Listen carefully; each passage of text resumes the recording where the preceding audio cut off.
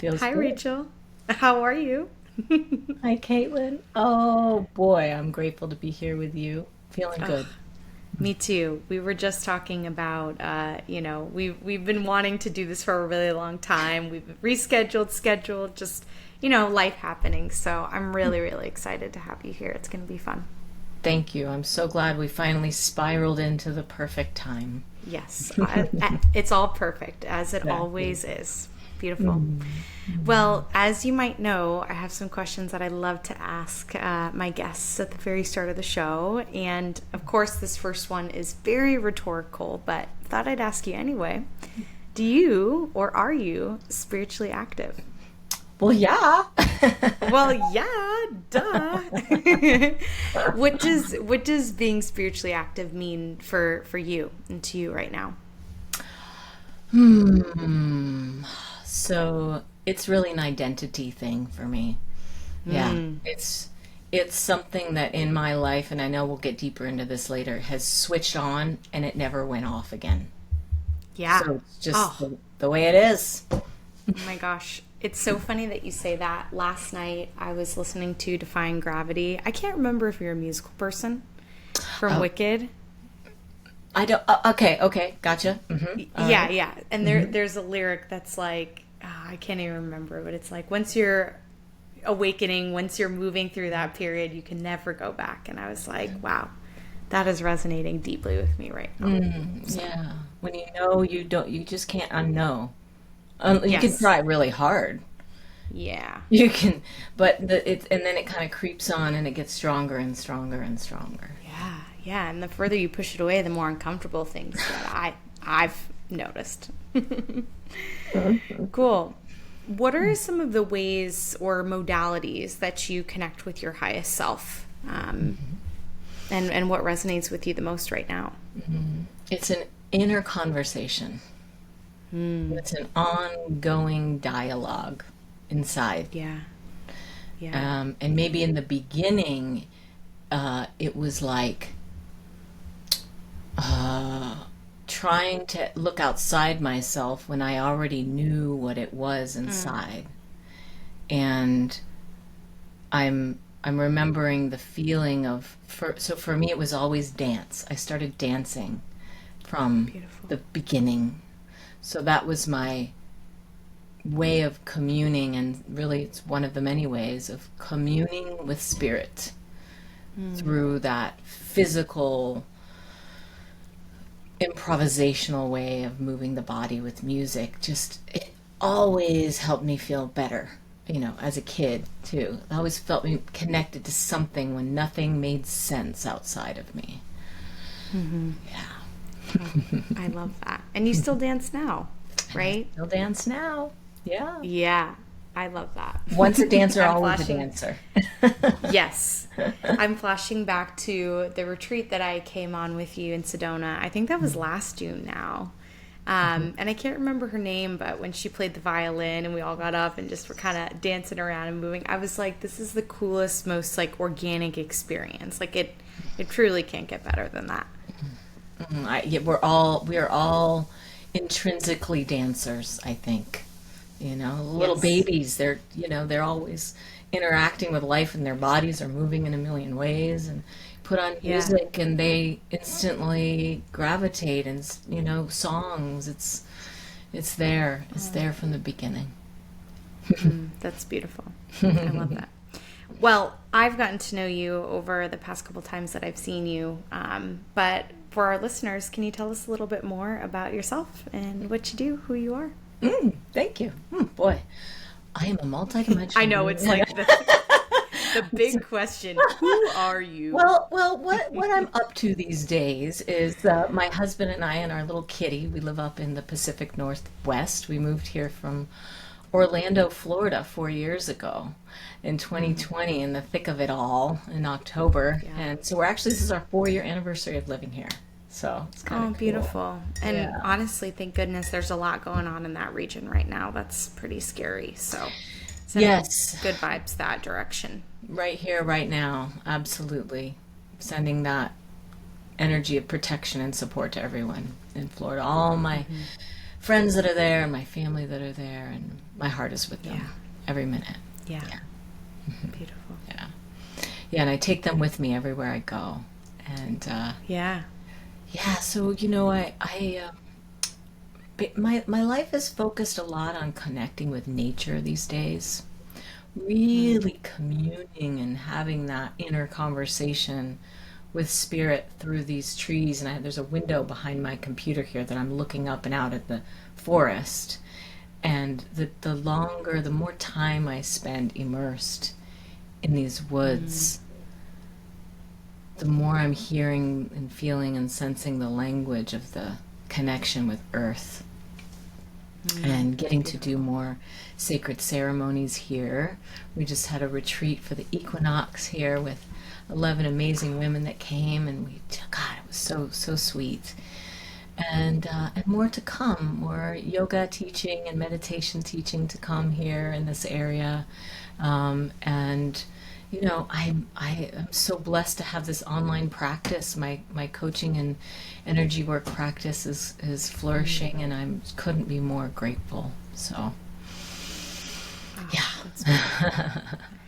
How cool. That's the future, the way, if you will.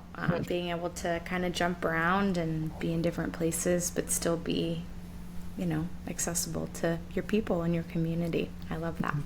Feels so good. Thank you. Me too. I'm curious, you mentioned like the more time you spend out in nature, the more connected you feel.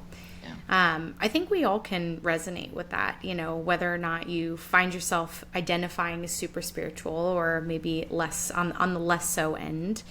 Can you share with us like what that feels like to you? Like describe that feeling of connection.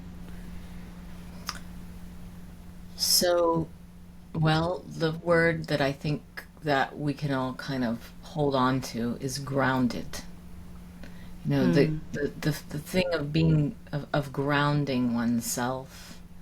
I think of a house. All houses, at least in our culture, have a grounding, rod that goes down into the ground that keeps the house energy flowing into the earth so it doesn't blow up. So with crazy. plugging all the electrical outlets and everything we have. So on one level, it's about that for me, because think of all the input and all of the going and the doing and the being that we do, right? And I really am. I'm a doer. Like that's my energy makeup is I'm doing this and I'm doing that. I'm very versatile and I have all these lovely things I love to do and da, da, da, da, da. But geez, that's a lot of energy coming in and out and having that ongoing that can really take its toll. And just getting outside and plunking my butt down on the ground or putting my hands on the earth or just leaning up against that tree or just being out there by the lake, whatever it is, going for that hike, slowing down, dispels all the extra overwhelm energy and neutralizes my body, my mind, brings everything into the center and helps me just ground in and get reconnected to what is real, what's important, simplicity, release, allowing. And then it's receiving. Then it's like, oh, now the downloads come, So downloads is another part of it too, receiving like insights. Now that my space is clear, all of my frontal lobe can come online and I can think clearly. And, the answers come. That's one of the best feelings, at least I feel, is like, wow, I just had that thought and it wasn't like mine, but it was because I was so connected with myself, the moment, the present, that wow, like the immediate clarity just came through. And that's really liberating. Like it's really, really, I can't explain it, but I'm sure, people listening, they've had those moments where they're like, oh my God, like that was such out of nowhere, just total clearness, total like grounded energy. And that feels so good. It feels so good to be in that consistently. Reassuring. Yeah. Yeah. Oh Yeah, gosh. that feeling of reassurance that comes in when you're out there. Yeah. Like I've got you. I'm holding you. I just feel that message. Yes. Like you're held. Like, okay, I Yeah. can just let go. I can let the earth take care of me. Yeah. And that's a Oh, surrender feeling. Yeah. yeah. Oh, beautiful. Being taken care of is Mm-hmm. a lovely feeling for sure. Mm-hmm. Oh, Yeah. All cool. those, all those Well, insights. yeah. Mm-hmm. Speaking of insights, I mean, Mm-hmm. you do so much in your online practice. And of course, your in-person retreats, events, all that good stuff. You know, you're working with Reiki, you're doing one-on-one coaching, quantum hypnosis, like all the cool things. Can you tell us a little bit about like how you got into that and how like being a healer over time has evolved for you? What have been some of the transformations that you've been through? That's a big Mm. question. How many transformations does it take to get to the end of a healer's life? It's like a Tootsie Roll Pop question. Um, Yeah. The yeah. answer is I have no idea. Oh, I love that. And it's like the surrender. I don't need to know. Okay, so I'll give you a few highlights of the story. As you know, the dancer part, we kind of brought that in a little bit, right? So always very much about connecting with my body and connecting with life through the physical, right? The embodiment. And then I had a lot of injuries. I was a ballerina, so ballerinas push their bodies in all different contorted directions, and that really took its toll. But I also loved modern dance and interpretive dance, so I was doing all that kind of classical stuff for a long time. And then um, I had some injuries, so I started doing yoga just for the physical aspect at the time. And now, a little bit about my background is I grew up until age 12. I was born into it and raised in it, a fundamental Christian ministry cult, actually. It was a Bible cult. And that's a whole big story for another day, perhaps, but that affected me a lot. We moved around a lot, right? And we got out of it when I was 12. There was a high control oppressive group, and there's no doubt it was a cult. And so that left its mark in a lot of ways, a lot of trauma from that, a lot Totally. of trauma, Yeah. various splinterings of trauma effects from that. And then my own God crisis at age 13 when we got out of it. So Oh I was gosh. like, well, if that's not true, then nothing's true. So I went into this initiation, if you will, at a very young age of wanting to know, well, then what is real? What is real? And so I was kind of seeking inside myself with nobody to really support me for a long time. And fast forward to the end of my 20s, okay? So for a long span there, I was kind of bumping up against a lot of walls and having a lot of hard knocks, lessons and dark nights of the soul, a lot of shadowy, a lot of heaviness, a lot of drinking and drugs. And I mean, I was really going through Yeah. all those levels for a long time from like, 15 to 27. And some good things too. I was also doing a lot of dance Of and course. performing and teaching and doing all things like that too. And then I hit a wall and I had another wake up call at 27 and my body was shutting down. So I needed to figure out what to do. And I was essentially just basically on my knees asking the universe for help. And I was teaching a dance class at the time. And this lovely woman at the senior center where I was teaching asked me if she could give me Reiki. And I was like, what the hell is that? Like, okay. I trusted her. We had a good rapport. I really liked her a lot. So she introduced me to Reiki. And that's what reopened my crown chakra, if you will, my reconnection with spirit. Because I was really what I was operating on was just a lot of anger. I was really, Totally. really, really angry for a really long Yeah. time. Angry at God, angry at life, just angry. Why? Yeah. Why would my life go this way? Why has it been so hard? Why so much loss? Why so much hurt? Why so much brokenness? And then I had an awakening. Really, it happened in stages. So at 27, 28, Sure. got into Reiki, then got more into yoga for its meditative reconnect. Yoga does its thing on you. Yeah, I It, saw something the other day that's like yoga is one of the most comprehensive healing modalities out there because it works the mind, the breath capacity, the body, all those things. Anyway, I was all of just like, them, yes, including the yoga. mind. It's got the seven limbs, right? And one of them is bhakti. Yes.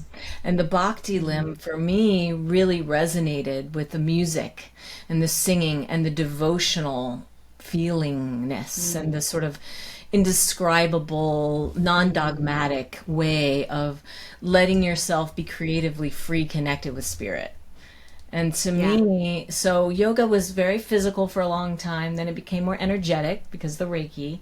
And the jnana yoga, the limb of yoga that focuses on your mind too, because I have very quick wit. I'm a Gemini mind, so I'm always learning. And, so yoga really spoke to me on all the levels.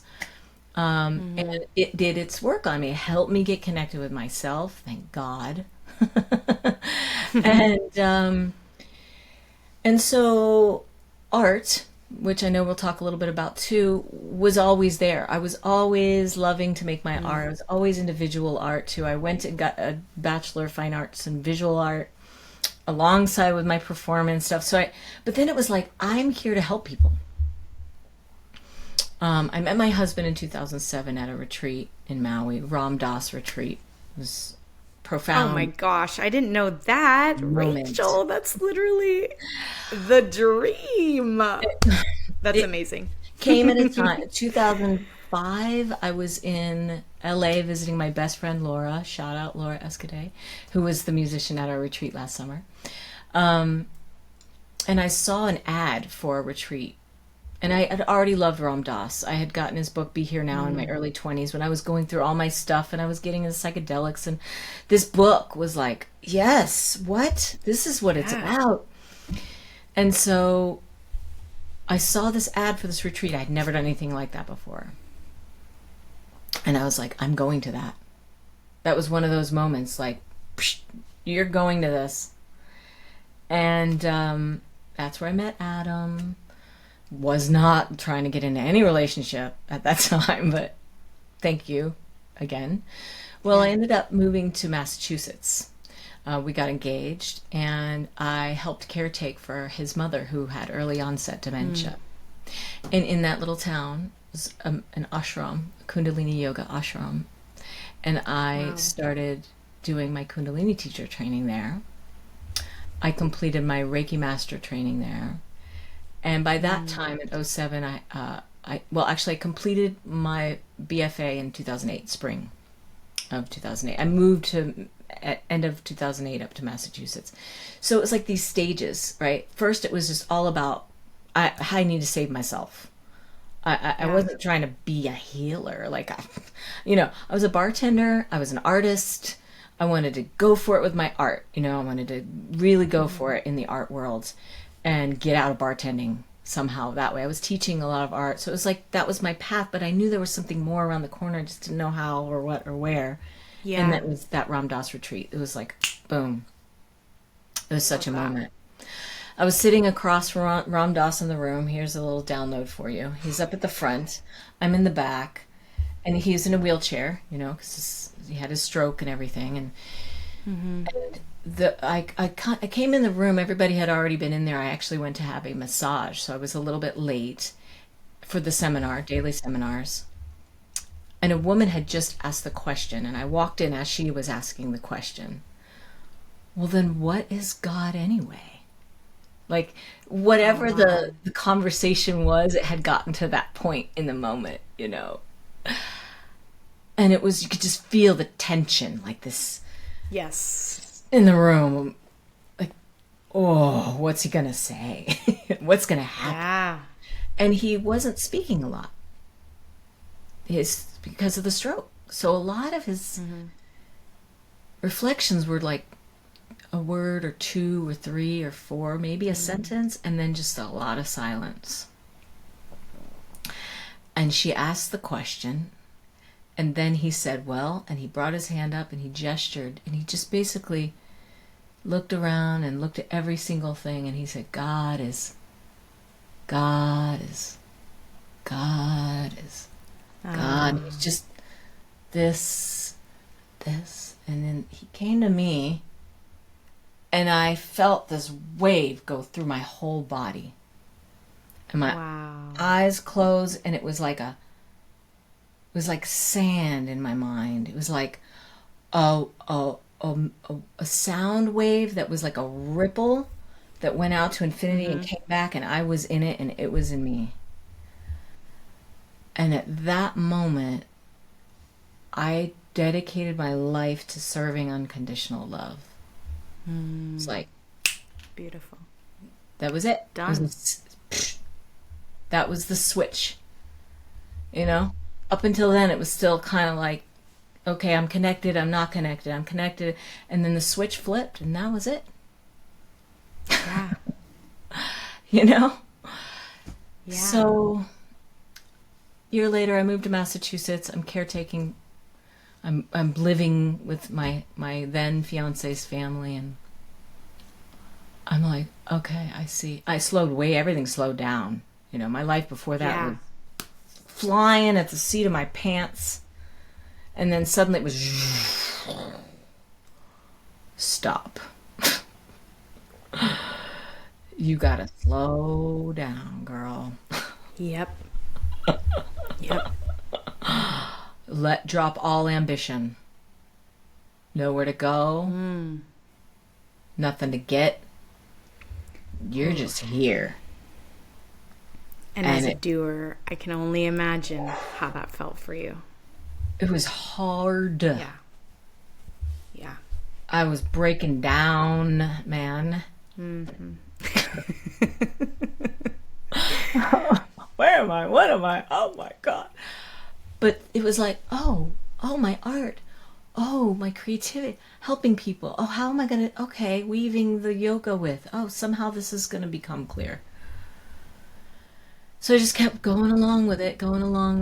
And then my mother-in-law passed in 2011. And we stayed another year to help usher things, make sure things were in a good place where we could leave. But then we were like, well, what are we doing now?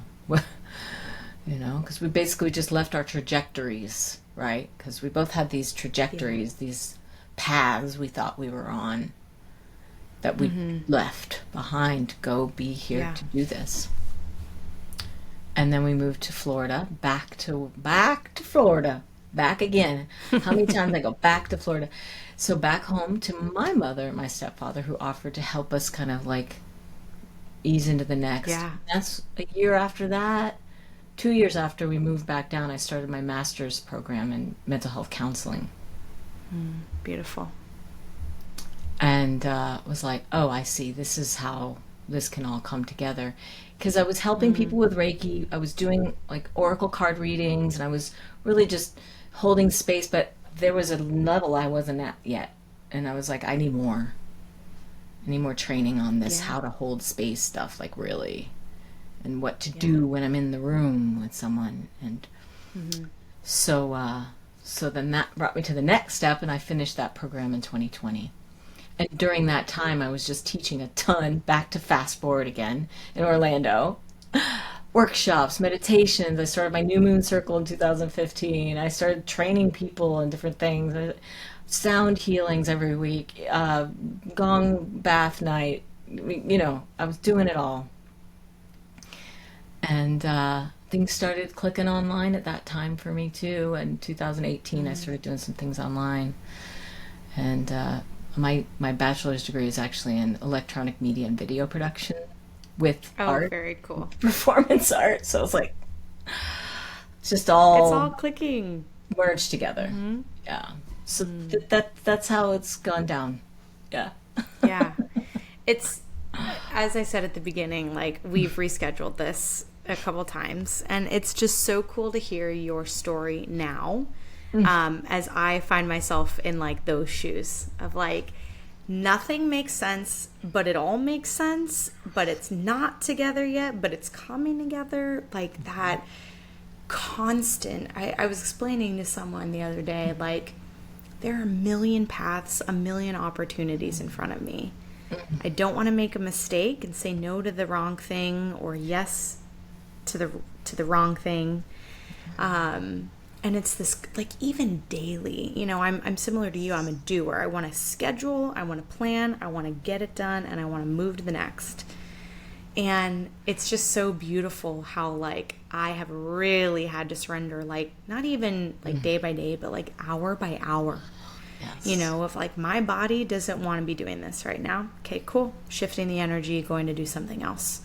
Sometimes that includes like resting, you know, and like taking a nap or like just kind of vegging out for a little bit, instead of being like coming from years of just overdrive and movement, you know?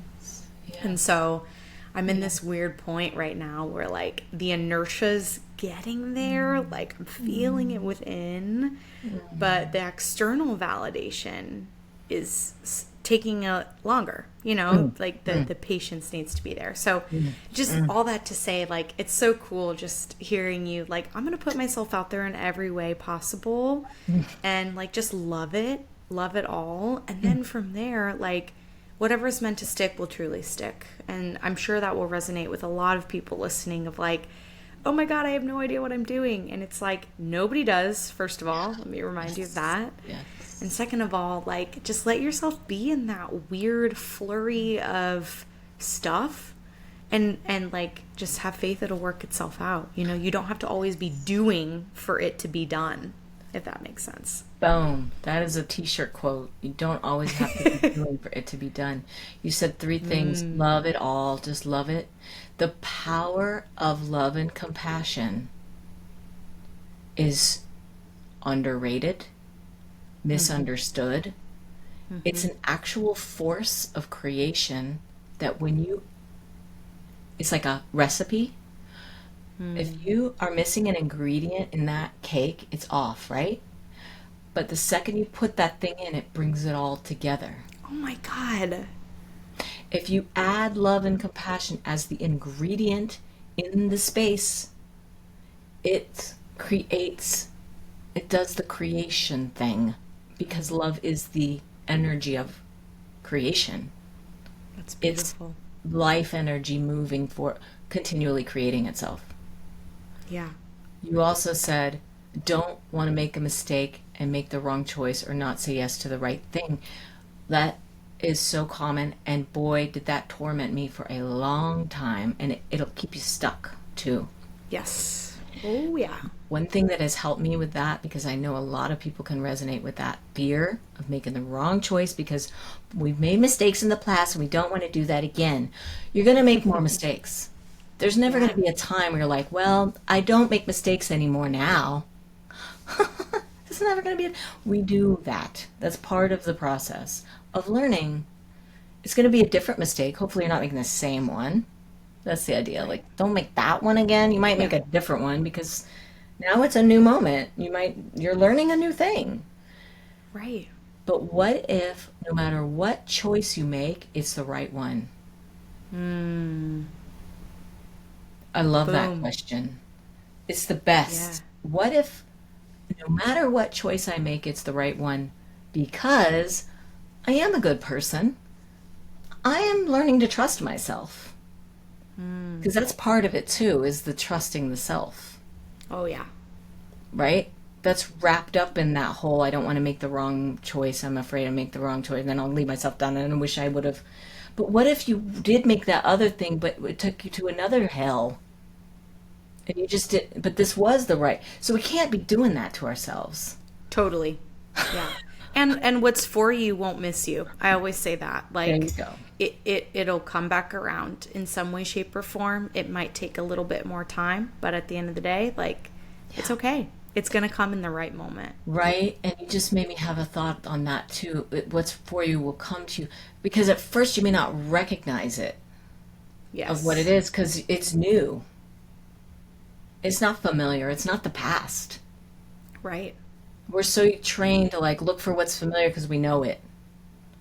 Yes. But what's there for you now may feel even like edgy, like that's not for me. Oh, because that doesn't look like anything I know, so it's weird, Yeah. you know? And it makes me feel uncomfortable, so it must be bad. But maybe the discomfort is the very thing you're needing to kind of be with, like to push you Yes. through, Sit in it. grow through. Sit Yeah. with it. Yeah. Sit in it, sit in it, with it, be with it. Yeah. So yes, such a powerful journey that we're on. Such a powerful Yeah. journey. It's so cool. I always like, I'm in my breathwork apprenticeship and doing all that magical work. And it's been, so opening and expansive for me. I can't even explain it in words. I'm not even going to try. Totally. Yeah. But it's so interesting to like constantly choose to be uncomfortable and to give yourself the space and the like grace and the understanding that like this isn't all yours and this like journey never ends. I don't even call it like a healing journey. It's just like the journey of being a human and like existing and experiencing. It's so cool because even when we leave our bodies, like I genuinely believe that continues. And so many of us are so married to the outcome or the that decision we make and like what that means, this fate that we're up against. And it's like, no, like there's so many forks in the road that you get to go down and yeah, your soul's going to take the right ones. And many things will be left undone. Yes. Yeah. Ooh. That's the big surrender right there for me. That's been the Yeah, big one. That's what I'm going through lately. That's the big one for me. Like Yeah. I feel it in my back, right under my shoulder blades in the middle. This like when I say there's many things are going to be left undone, it's like the fear of that grips in and goes, "What? But I have all these things I have to do. I'm supposed to do that. What? And if I don't get that, well then what? How am I gonna?" It's like, whoa, whew. Wow, that's some deep programming conditioning. Yes. I just had the same reaction. My shoulders were like, no, no, like everything's going to be done. And it shall be done, but not necessarily by you. Right. And So, and as you were saying, like if we have this stream of life that's never ending, that this lifetime is merely a part of, then there's more to come. That this is it's about we're expand. You said it. Don't even call it a healing journey anymore. And that's interesting because there's something to be said about the word healing in some ways, but if we're talking about it as a journey, there's parts of it that is a journey, but then it's really this life thing is this ongoing expansion and growth out of the old. It's like a snake. He's shedding and revealing and shedding and revealing. A tree does that. So I love that. I love that. Yeah, healing has this tone sometimes in how we talk about it and, this industry, if you will. And also, just this kind of pocket of life, the internet, all the things, the wellness crew. sure. Yeah, healing has this like looking back kind of tone and essence to it versus like healing or expanding is also moving forward and like not necessarily needing to take some of that shedding with you, like you can leave that behind. So there's always duality, and it's a beautiful thing. It's so true. It's the way that it is. Yeah. So with your love for art, that's just been so organic throughout your life, right? Whether it's performance art or, physically like creating something in front of you, and your mental health counseling background. Can you talk a little bit about like how those two things marry together, whether it's like mindfulness, meditation, therapy, you hear about art therapy right now as well. So like, what does that look like, not only in your practice, but generally, like, how does that support us as humans? So this is about bringing external something out from within to help us understand ourselves. and to bring what is unexpressed into expression. Because when we do that, we're releasing our life force. We're giving our gift. We're giving it to ourselves.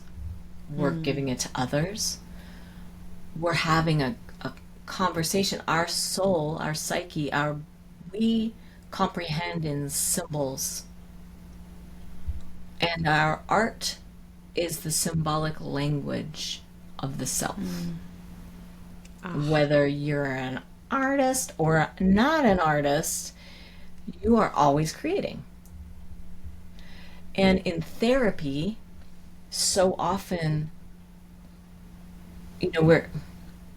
why is it therapeutic?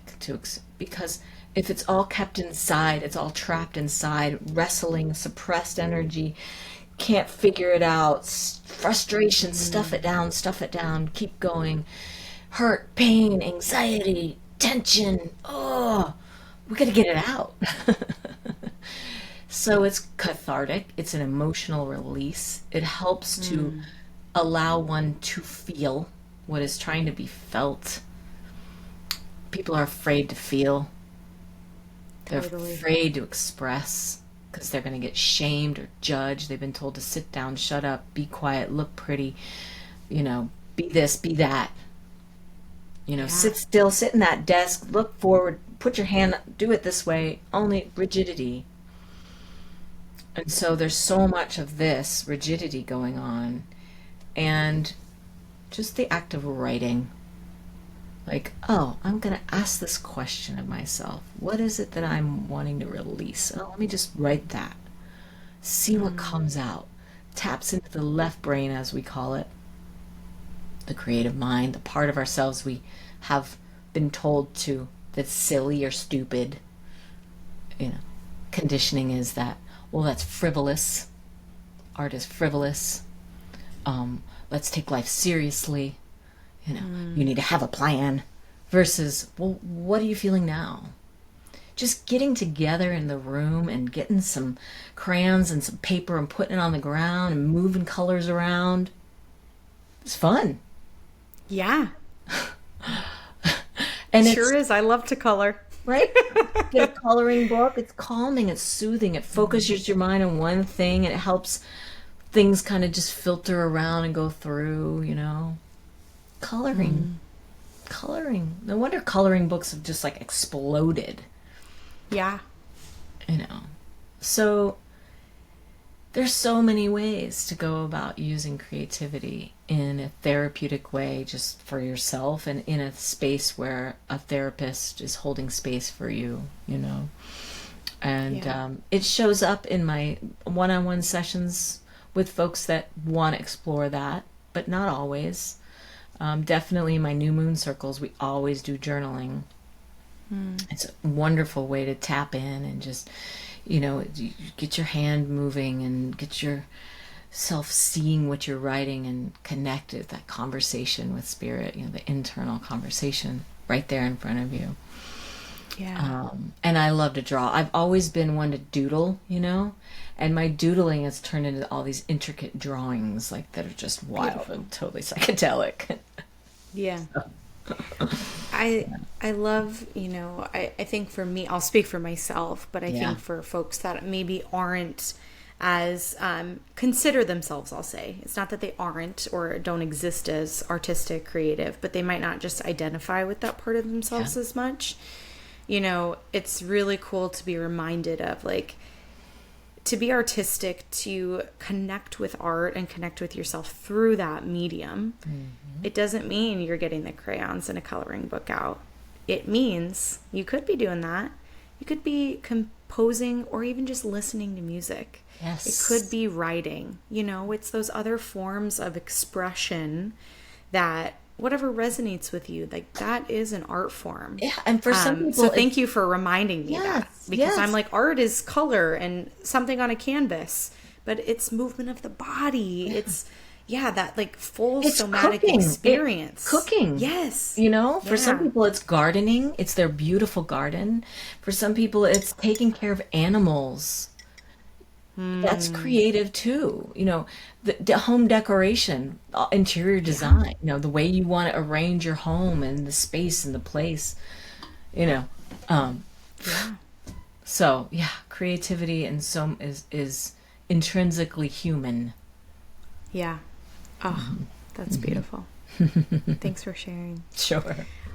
I want to switch gears a little bit. Sure. We threw out the word quantum earlier. And one of your gifts that you offer to clients and others is quantum hypnosis and healing. Can you tell us what is quantum? What is quantum healing? Like, give us the scoop on what. Sure. It's such a broad term these days, quantum I know. healing, isn't it? Yeah. So many Yeah. people say, "I'm a quantum healer." Well, what do you mean by that? Yeah. You can say Reiki is a quantum healing. So quantum is just tapping into the knowing sense, the feeling tone, the conscious awareness of everything as interconnected, time and space. Therefore, what we affect now affects past and future too. So trauma healing work is quantum healing, because I'm just going to talk a little bit about somatic work here, because a lot of what I do is somatic healing. The body, here's something when it comes to mindfulness work, okay? So it's a big core of this whole thing. For me, quantum healing is centered in mindfulness, being present. The more present we are, like honoring honestly now what is here, the more we're aware of the feeling tone. It's a feeling essence in the body, which is sensory, which is emotional. When we get connected with that, and we get connected with the breath, we're going so deep down into the moment, the present moment. Somebody might come into a session with me and say, this thing, this horrible thing that happened in my life, my past, whatever, la la la la la. We'll get the story, a little bit of that, right? But then it's about, all right, well, how does it affect me now? And what does that mean? Well, it's a feeling. It's affecting me in this way because it makes me feel this way. I feel shaky. I feel heavy. I feel tense. I feel like there's a vice grip in my heart. I feel like my head is pressing down. I feel like my gut is churning. So we get into the description of what the body is presenting. And then we use the breath. And we use that breath in those deliberate ways, much like what you're doing in your breathwork training. And we allow the breath to calm and clear. So for me, it's a somatic experience, energetic experience, breathing experience. And then if we're talking about the quantum healing hypnosis, now we're adding another layer on. So we do this clearing and releasing and allowing and connecting down in the body, so that then I take you into a regression, it's called in hypnotherapy. We kind of get you into a very deep relaxed state, much like breath work gets you there, right? Yeah. And that's where we're open. We can start to, our mind can lean back, and we can be open to connecting with the super consciousness self, or the higher self, whatever you want to call it, the higher mind. The part of self that just knows, like those downloads you get when you're in nature and you're like, that's not me, but it is. Yes. The truth starts flowing through. And we bring in questions. At that point, the questions have already been asked. We have a list of questions. Now I'm guiding, my voice gets real gentle, we're doing the hypnosis, and the client's questions start getting answered. And let's say past life or alternate life or multidimensional experiences start to happen. And we kind of follow that along through the journey. The higher self is just taking you through all these experiences in order to receive. From my perspective, after doing it for 2022, 5 years now, this particular modality. Mm-hmm. What I perceive is happening from my perspective is that the client is receiving the messages from its superconsciousness that it needs to see in a symbolic way. Whether they actually live that lifetime or not, it's possible, but that doesn't really matter. It doesn't really matter whether they actually did or not. Like, it's more so maybe they did, maybe they didn't, but the point is this is an experience you need to have right now to get answers that you're seeking, validation that you need, and the healing energy that your body needs to receive at this time to readjust itself and get into alignment for whatever you need right now. So, yeah. What's so beautiful about that too, you know, from what I've learned about even just like thinking about quantum physics, right? And how scientists and in this realm are trying to figure out like, what is space? What is time? And I love that you highlighted, like, we're moving not only forward, but backward as well at the same time, the same pace, I'm sure. Yeah. And so it's like this, to your point, like maybe we haven't lived that life yet, or maybe we didn't ever, maybe we won't. And that's not for us to figure out. But the idea that we are so beyond connected to this one very conscious, very like almost analytical and critical in the sense of like we're thinking. We're using critical thinking skills to make sense of what we're experiencing here in front of us. And it's always so beautiful, you know, whether it's from breath work or, you know, you get it every once in a while in yoga, like freaking levitated. That sense of like leaving your body, leaving your mind, and to your point, that truth just like coming in. It is so cool to think about and experience even more so. You know, these things are real, and we don't have to explain them. Yeah. But I love to try. It's fun, isn't it? It's exactly. It's fun. It's like, wow, how cool is that? Our imagination is a portal into another dimension. Well, that's not real. Well, it sure as hell feels it. Yeah.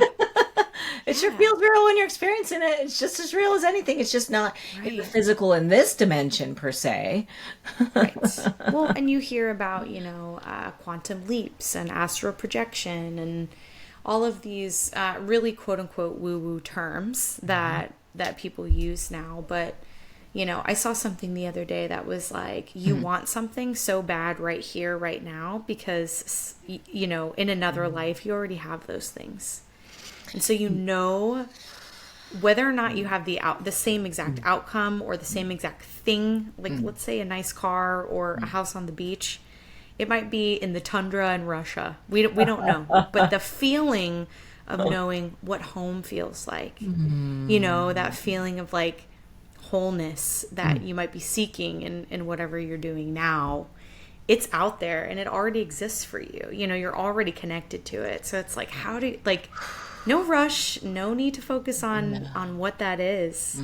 You're already experiencing it. And that to me is just, that is so fun. That's what keeps me grounded. Even though it's a very like up here kind of concept, it's like, whoa, that just makes my whole body relax into like everything is happening all at once for me, even when it's hard, uncomfortable, a little chaotic. Yeah. It's always there. You always have it.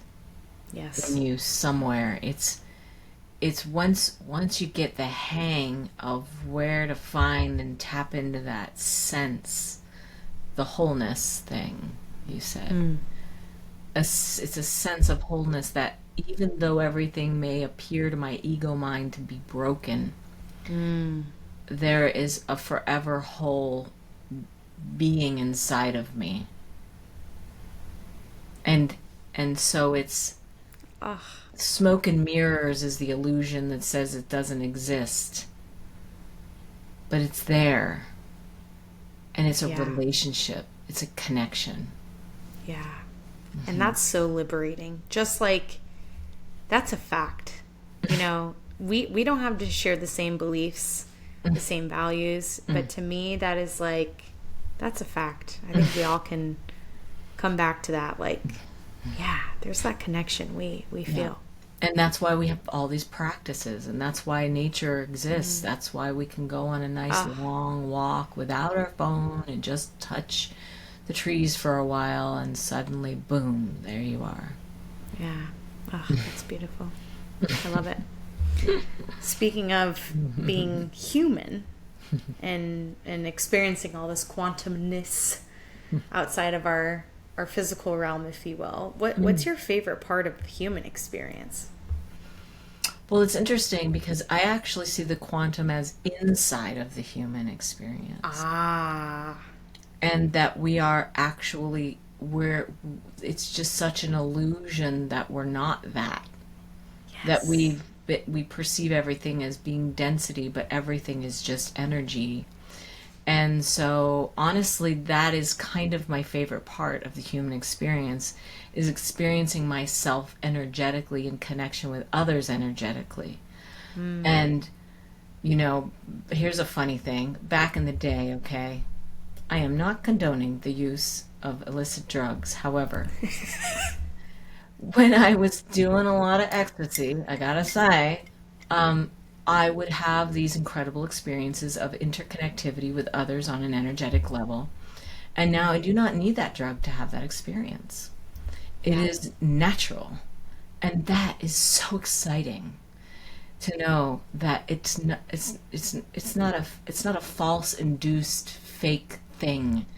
It's not about escaping this reality. It's about enjoying it and going deeper into what the truth of it really is. And that to me, I'm a consciousness explorer and an adventurer, and that's the most exciting part of the human experience. That's beautiful. It really so is. Fun. It just cool. is. It's a whole infinite reality of, wow, what could that be? And then beyond that, it's like, I just love getting together with wonderful, beautiful humans and making beautiful things happen. Music, dance, just enjoying life. Laughter, Laughing. Food, preparing food in my kitchen for friends is like the best. Yeah. So hearty. It's the love. It's the magic ingredient. As cheesy as that sounds, I'm like, wow, when you said that earlier, I was like, no wonder it always tastes better when someone else cooks. It's such a gift. You receive that gift, Yeah, absolutely. Yeah. Why do you think spiritual connection generally is important for us? It's the missing link in our world, in our culture, I should say. Our culture has devalued that connection in order to, take our power away from us, make us forget who we really are so that we can just be constant consumers and forget what is real. And so it is the antidote to the sickness in our world. Beautiful. Number one, I believe that with every fiber of my being. And someone could say, but I'm an atheist. And I might say, but do you believe in energy? To me, that's spirituality. To understand that we're all connected in a field of oneness. And how can you possibly say when you have no idea? Because I don't know either, really. It's a beautiful mystery. And when we can embrace the wonder of that, this mysterious, amazing life, then we're tapping into who we are as indigenous beings of Earth, interconnected with the great spirit of life, not mindless consumers here to just have a job and then die one day. That's why spirituality is important, because it's what we really are. Yes. And whether you're seeking this path or that path, maybe you don't need one. It's just get in touch with nature. Get in touch with your breath. Give yourself an experience that life is more than that, or else you're just going to take prescription medication all day long and forget that you have a feeling. So everybody's on meds nowadays. Kills me. Yeah. It's numbing them out. So yeah. I know sometimes people are like, all these conspiracy theories are floating around. I'm like, I don't think they're all not true. I'll say that, of how we're being managed is the word I like to use. Well, it's the term in the medical model. It's called managed care. Yeah. It's right there. It's not a conspiracy. I didn't know that. It's not a conspiracy. It's fact. Yeah. When it comes to this kind of stuff, we're being managed and told how to control our bodies and our minds. Yeah. That we don't know, that the ancient ways aren't valid anymore, that we have to go with this other route. Gee, I wonder why. It's kind of obvious why, Yeah.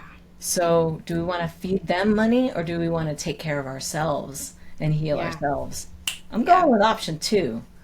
Absolutely. And it's very brave and honestly also very challenging to do that, even just from the food that we eat. There's a lot of conversation about that right now. So challenging. So challenging. And also to be ostracized from groups of people too that may shame you for doing so is very difficult as well for people. Yeah.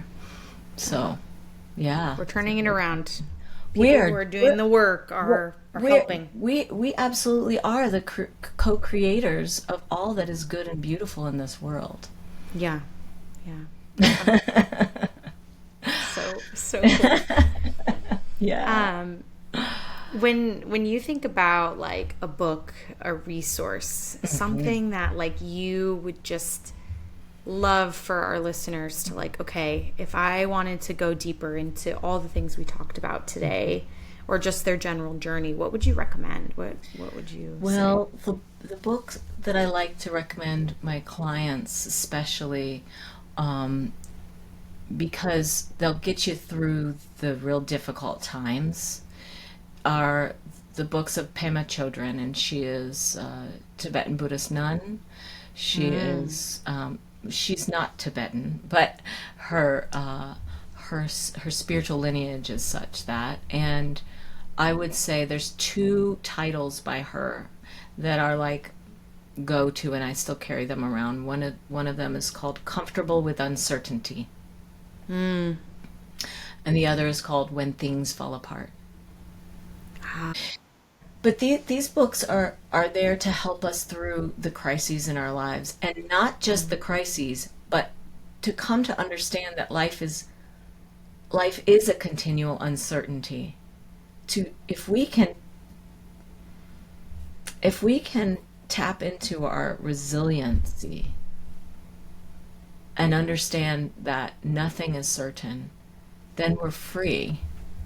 And so if we have that, then things can be revealed. Then all the fear drops away.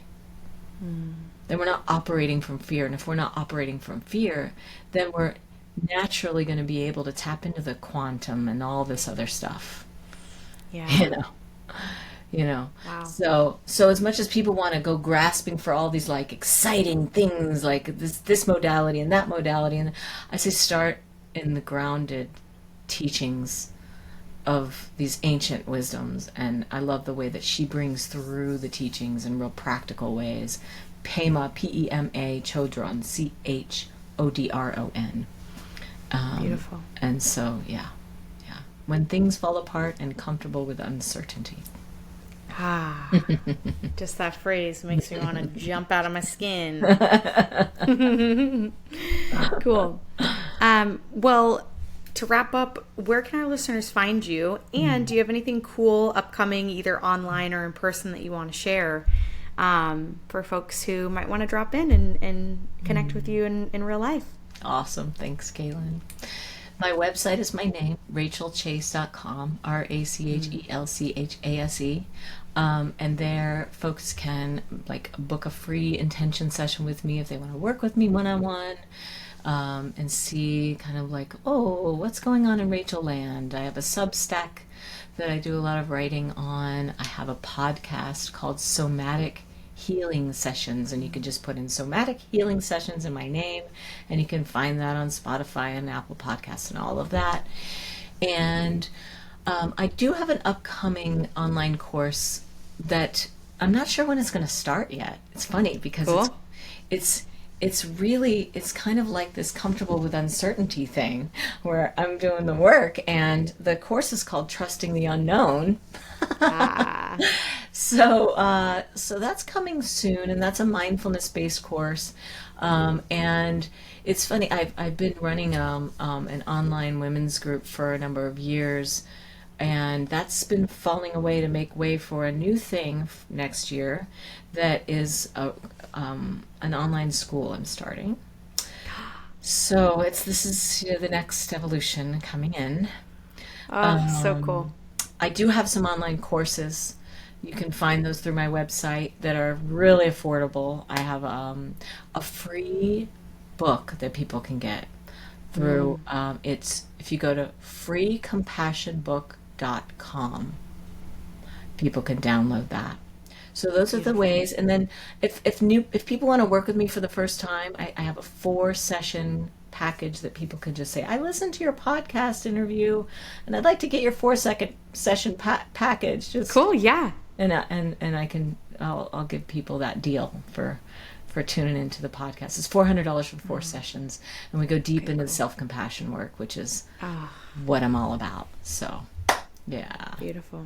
All the things. You are the quantum queen, Rachel. Bless you, Caitlin. Well, this has been beautiful. Like, thank you. Just like I said, the timing of this conversation is perfect, as it always is. But just every time we chat, I just feel so refreshed and grounded and ready to move, but in a healthy, okay pace. We're not rushing into anything. So It's so good to be in your presence. I've enjoyed this so much, Caitlin. You're a lovely being. Thank you.